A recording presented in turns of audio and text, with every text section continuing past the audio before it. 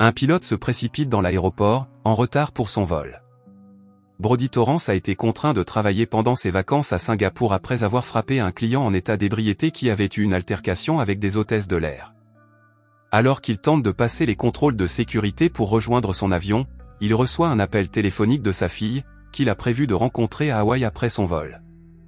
Heureusement, il atteint son avion à temps et apprend de son copilote, Delay, que l'agent de bord ne s'est pas encore rendu sur place.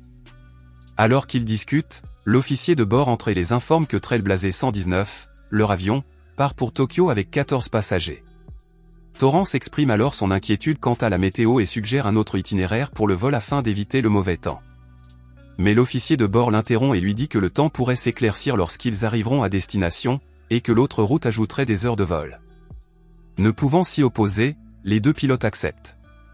Ensuite, une hôtesse de l'air entre dans la passerelle et se présente sous le nom de Bonnie, avant d'informer Torrance qu'on a besoin de lui dans le couloir. Torrance se dirige donc vers la passerelle, où des policiers l'attendent avec une personne menottée. L'homme s'appelle Louis Gaspard et il est extradé pour suspicion de meurtre. Torrance craint qu'un criminel menotté ne mette les passagers mal à l'aise et demande à l'officier de ne pas s'approcher d'eux. Le policier, nommé Knight, accepte et s'assoit à l'arrière de l'avion avec Gaspard. Se débarrassant de son malaise, Torrance rencontre les autres hôtesses de l'air, Isabella, qu'il reconnaît, et Maria. Elles accueillent les passagers en leur souhaitant la bonne année. Lorsque tout le monde est installé et que les ceintures sont bouclées, Torrance annonce le vol par l'interphone, suivi d'une blague de la Southwest Airlines, et décolle. Tout se passe bien, les hôtesses de l'air servent les passagers tandis que les pilotes parlent de leur famille. Cependant, les choses commencent à se gâter lorsqu'ils rencontrent la tempête à laquelle ils s'attendaient. Torrance demande à tout le monde d'attacher sa ceinture et contacte le contrôle aérien pour l'informer de la situation, mais il ne reçoit aucune réponse. Alors qu'ils avancent, ils entrent dans la tempête. Soudain, la foudre s'abat sur l'avion, secouant l'ensemble de l'appareil et semant la panique parmi les passagers. Malheureusement, l'avion est à nouveau touché, ce qui fait perdre l'équilibre à Torrance, qui se cogne la tête en saignant. Faisant de son mieux, il atteint le pont et prend les commandes de l'avion. Alors que l'alimentation électrique et les communications sont coupées et qu'une forte pluie s'abat sur l'avion, les pilotes font de leur mieux pour trouver un moyen d'obtenir un signal. Ils essaient tous les itinéraires possibles, mais ne voient aucune solution. Sachant que la batterie ne tiendra pas plus de quelques minutes, ils décident soudain de faire atterrir l'avion là où ils le peuvent. Bonnie informe tous les passagers du dysfonctionnement électrique et leur ordonne d'attacher leur ceinture de sécurité et de ne quitter leur siège à aucun prix. À ce moment-là, le téléphone de l'agent Knight lui échappe des mains et tombe sur le sol, les hôtesses paniquent à l'idée de ce qu'il pourrait faire et ne cessent de le mettre en garde, mais il décide de faire preuve d'ignorance et va le ramasser. Isabella, en tant qu'assistante, ne peut s'empêcher d'aller le sauver, mais une nouvelle attaque secoue tout l'avion et les abat instantanément, les tuant sur le coup.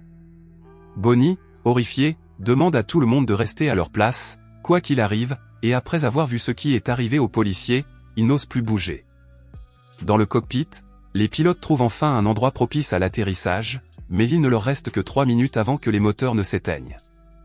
Alors que le temps presse, ils font tout leur possible pour atterrir. Alors que l'avion est sur le point de s'écraser, Torrance aperçoit une route et oriente l'avion dans sa direction. Avec beaucoup de difficultés et les pales de l'avion coupant à travers les arbres de la forêt, le capitaine parvient à atterrir avec succès. Tout le monde se réjouit d'être enfin au sol et réalise qu'il pourrait se trouver sur une île quelque part aux Philippines. À l'aube, tout le monde est descendu de l'avion, sain et sauf et soulagé. En revanche, le PDG de la compagnie aérienne convoque une réunion au sujet de la disparition du Trailblazer 119, en présence de Scarsdale, un ancien officier des forces spéciales, qui dirige l'opération de sauvetage. Scarsdale, sachant que l'officier de bord n'a pas autorisé Torrance à emprunter l'autre route, le réprimande pour cela. Ils apprennent que le signal de l'avion a été reçu pour la dernière fois à Manille, mais qu'il a été rapidement coupé. Les agents discutent de tous les moyens possibles pour trouver l'emplacement de l'avion. Dans la scène suivante, Bonnie interroge Torrance sur Gaspard et lui donne les clés de ses menottes, trouvées lors de l'évacuation de l'avion. Torrance et Delay examinent la carte en essayant de localiser l'endroit où ils auraient pu atterrir et découvrent qu'il s'agit de l'île de Jolo. En entendant ce nom, Delay se fige. Il informe Torrance qu'il s'agit d'une île gouvernée par des antimilices lourdement armés, connus pour leurs meurtres et leurs vols. Torrance décide de cacher cette information aux passagers pour ne pas créer un état de panique. Il leur dit plutôt qu'ils ont peut-être atterri aux Philippines et qu'ils vont essayer de trouver un moyen d'obtenir de l'aide. Torrance et Dele vont ensuite vérifier s'il est possible de rétablir le courant, mais ils n'y parviennent pas. Torrance entre dans l'avion et enveloppe les corps. Poussé par la curiosité de Gaspard, il vérifie le sac de l'officier et en sort après avoir pris son arme. Il se change et enfile une autre chemise, tandis que Dele remplit son sac d'eau. Il s'avère qu'il veut aller chercher de l'aide et emmener Gaspard avec lui. Après avoir informé tous les passagers que l'arrivée des secours pourrait prendre un certain temps, Torrance leur fait part de son plan et libère Gaspard. Tous deux partent alors à la recherche de secours. Au quartier général de New York, tout le monde est encore à la recherche d'indices, mais ils n'en trouvent aucun. Finalement, des mercenaires des opérations secrètes sont appelés pour la mission de sauvetage. En entrant dans la forêt, Torrance interroge Gaspard sur ses intentions car il a trouvé un couteau de poche en fouillant dans ses affaires. Mais le mystérieux Gaspard ne lui donne aucune information. Ensuite, nous faisons la connaissance du chef de l'antimilice, Ginmar. Il est informé par l'un des villageois de l'atterrissage de l'avion. Il lui dit également que l'avion a atterri près des mines. Ginmar en conclut qu'il ne peut s'agir de l'armée, car ses espions ne lui ont donné aucune information à ce sujet.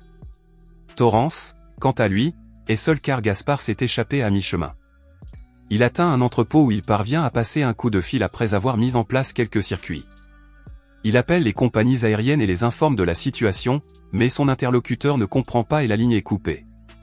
Torrance appelle alors sa fille Daniela, qui est maintenant morte d'inquiétude. Elle répond et apprend tout de lui. Il lui demande alors d'informer les compagnies aériennes de l'île de Jolo. Soudain, il est attaqué par derrière.